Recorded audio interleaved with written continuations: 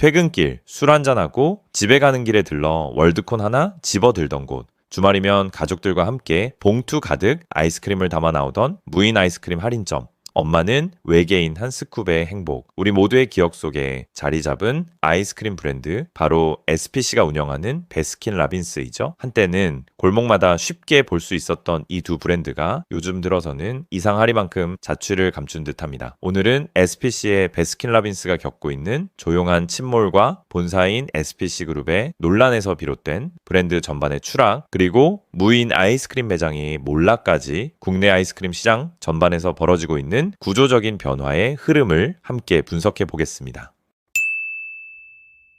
우리나라에서 아이스크림이 처음 소개된 건 19세기 후반 서양 선교사들에 의해서였는데요. 당시엔 생소한 디저트였지만 20세기 중반 들어 냉장 기술과 식품 산업의 발전이 맞물리며 점차 대중화되기 시작했죠. 국내 최초의 아이스크림 전문 매장은 SPC 그룹이 1986년 서울 명동에 연 베스킨라빈스 1호점인데요. 당시만 해도 아이스크림은 대형 마트나 슈퍼마켓에서 파는 제품이 전부였고 전문 매장은 전무했죠. 그러나 이 한 매장이 시발점이 되어 이후 아이스크림은 단순한 간식을 넘어 하나의 문화로 확장됩니다. 1980년대 후반부터 1990년대 서울 명동과 강남 대학가를 중심으로 베스킨라빈스는 젊은 세대의 핫플레이스가 되며 인기를 끌었는데요. 엄마는 외계인, 아몬드 봉봉, 슈팅스타 같은 개성 넘치는 메뉴들과 함께 2000년대에는 TV 광고, 굿즈 마케팅, 시즌 한정 메뉴 전략으로 브랜드 충성도를 끌어올렸고 인구 대비 미국보다 약 4배 이상 높은 비율로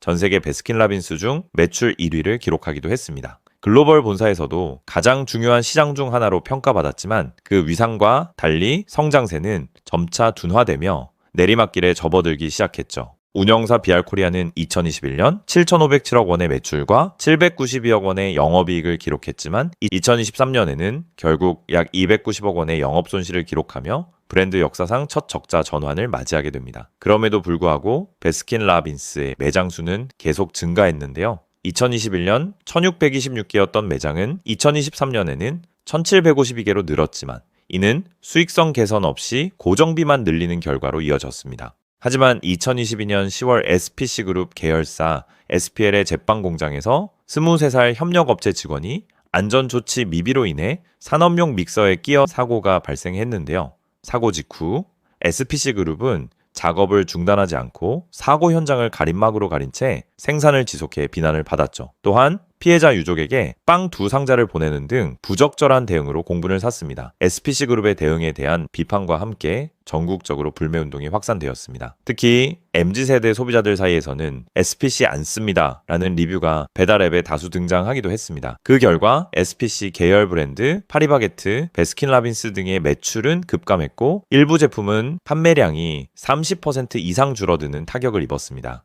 여기에 코로나19 이후 급격히 변화한 소비 트렌드로 영향을 미쳤는데요. 비대면 소비가 일상화되면서 사람들은 오프라인 매장을 찾기보다는 배달 앱을 통해 디저트를 주문하는 방식에 익숙해졌고 자연스럽게 오프라인 중심의 베스킨라빈스 매장은 방문객 수가 줄어들었습니다. 많은 분들이 코로나로 인해 단순히 매출이 감소한 것으로 생각할 수 있지만 실제로는 디저트 시장 자체는 오히려 성장하고 있었던 것이 수치로 확인됩니다. 한국농수산식품유통공사에 따르면 2022년 국내 디저트 외식 시장 규모는 전년 대비 13.9% 증가한 12조 4천억 원을 기록했습니다. 즉 아이스크림을 대체하는 다양한 디저트 생태계가 생겨났다고 보는 것이 더 타당해 보이는데요. 특히 프리미엄 디저트의 다양화와 함께 코로나 이후 소비자들의 소비 패턴에도 큰 패러다임 변화가 나타났습니다. 이른바 도파민 피커라 불리는 소비자들은 일상에서는 도파민 디톡스 시간을 충분히 확보하고 소비할 때는 신중한 사치를 즐기며 높은 만족감을 추구하는 성향을 보입니다. 이러한 소비 흐름 속에서 일반 디저트보다 가격은 다소 높지만 품질이 뛰어나고 개인의 취향에 맞는 심리적 만족을 제공하는 가심비 높은 프리미엄 디저트를 선호하는 경향이 두드러지고 있으며 그에 따라 프리미엄 디저트 시장은 지속적으로 확대되고 있습니다.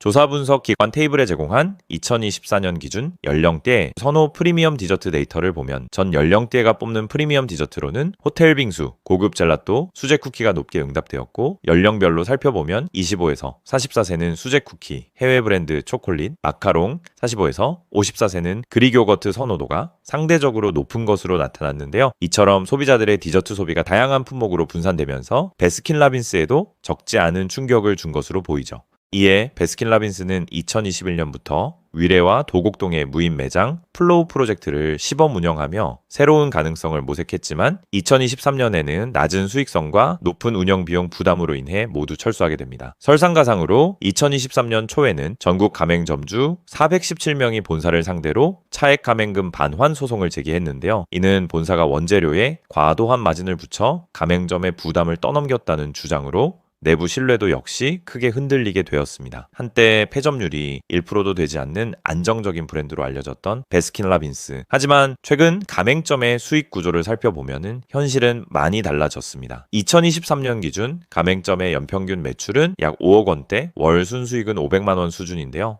높은 원가율과 이달의 맛 강제 물량 배정, 통신사 할인 정책 등은 가맹점주의 자율성을 떨어뜨리는 요소로 지적되었죠. 창업에 드는 비용도 부담인데요. 25평 기준 약 3억 원의 창업 비용이 들고 보증금과 추가 공사까지 포함하면 4억에서 5억 원이 필요합니다. 게다가 본사는 10년 주기로 매장 리뉴얼비로 1억 5천만 원을 월 125만 원으로 선적립하여 가맹점주에게는 운영상 불이익을 피할 수 없는 구조입니다. 이처럼 외부 악재와 내부 구조적 부담이 겹치는 상황 속에서 지금 베스킨라빈스가 마주한 위기는 단순한 매출 하락이 아니라 브랜드 정체성, 소비자 신뢰, 운영 구조까지 모든 축이 동시에 흔들리는 총체적 변화의 경고음인데요.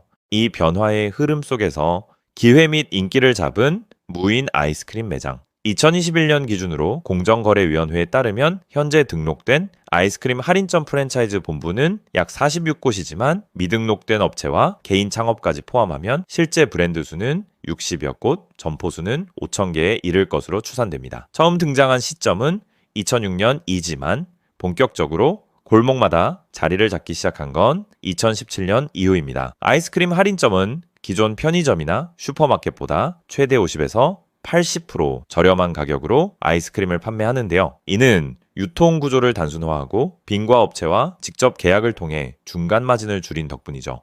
실제로 일부 대기업 빙과 제품의 매출 중 25%는 이들 할인점에서 발생할 정도로 비중이 커졌습니다. 하지만 점포가 급증한 배경에는 창업 비용이 비교적 낮고 무인 운영이 가능해 관리가 용이하다는 점도 크게 작용했는데요. 보통 2,500만에서 3,000만 원 정도면 창업이 가능하며 상품 진열은 빙과 업체 직원이 담당해 인건비도 절감되고요. 그리고 결정적으로 코로나19 팬데믹은 비대면 소비를 일상으로 만들었고 무인 매장은 그 흐름에 가장 잘 맞는 모델이었죠. 이런 흐름 속에서 두각을 나타낸 브랜드가 바로 핑미핑미와 더달달입니다. 무인 아이스크림 매장이 하나의 문화로 자리 잡아가던 시기, 핑미핑미는 그 흐름을 가장 감각적으로 해석한 브랜드인데요. 프랜차이즈 창업 포털 마이프차에 따르면 2025년 기준 핑미핑미는 전국에 1,014개 매장을 운영 중이며 연 매출은 4억 6,192만 원, 영업이익은 4,965만 원 규모입니다. SNS를 중심으로 사진 찍기 좋은 무인 매장으로 회자되며 일부 매장은 24시간 운영되는 간식 편의점으로 진화하고 있죠. 무인 아이스크림 시장이 본격적으로 성장하던 2020년대 초반 더달달은 누구보다 빠르게 골목 상권에 진입했습니다. 2023년 기준 전국 매장 수는 297개에 달하며 10평 미만의 소형 매장을 중심으로 중소도시와 주거 밀집 지역 등 생활 밀착형 상권에 집중했습니다.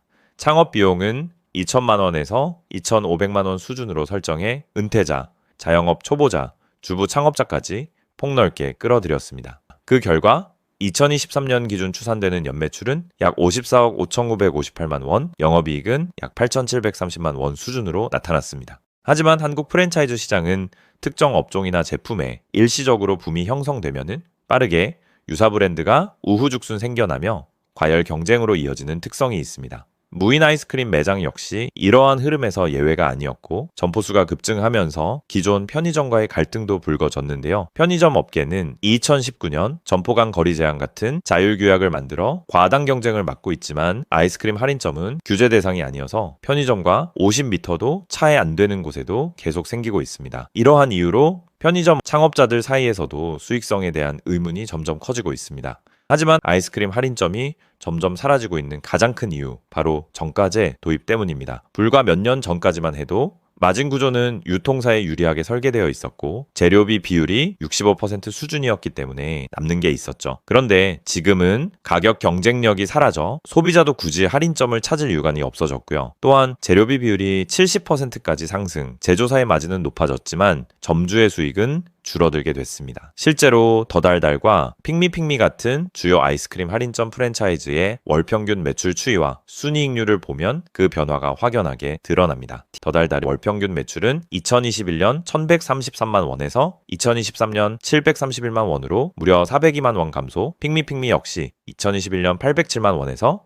2023년 652만 원으로 155만 원 둔화했죠. 그 결과 과거에는 12%에서 17% 수준이었던 순이익률이 이제는 2에서 4% 수준으로 추락해 평균 10% 이상 하락했습니다. 이러한 상황에서 브랜드들은 생존 전략을 모색하고 있습니다. 베스킨라빈스는 변우석을 모델로 활용한 마케팅과 젤라또, 샤베트 등 카테고리 다변화를 시도하고 있지만 구조적인 문제 해결 없이는 한계가 명확합니다. 핑미핑미는 콘텐츠와 브랜딩 중심의 차별화 전략을 통해 무인 디저트 플랫폼으로 진화하려 하고 있고, 더달달은 빠른 창업과 저렴한 비용이라는 기본기를 유지하며 안정적인 운영을 목표로 하고 있습니다. 결국 이 브랜드를 소비자가 왜 다시 찾아야 하는가라는 질문에 답할 수 있는 곳만이 살아남을 수 있을 것입니다. 여러분은 국내 아이스크림 시장 및 오늘 다뤘던 브랜드들이 반등할 수 있다고 생각하시나요? 댓글로 여러분의 생각을 들려주세요. 오늘 영상도 유익하셨다면 구독, 좋아요, 알림 설정 댓글로 응원 부탁드리고요. 저는 다음 영상으로 찾아뵙겠습니다. 오늘도 시청해주셔서 감사합니다.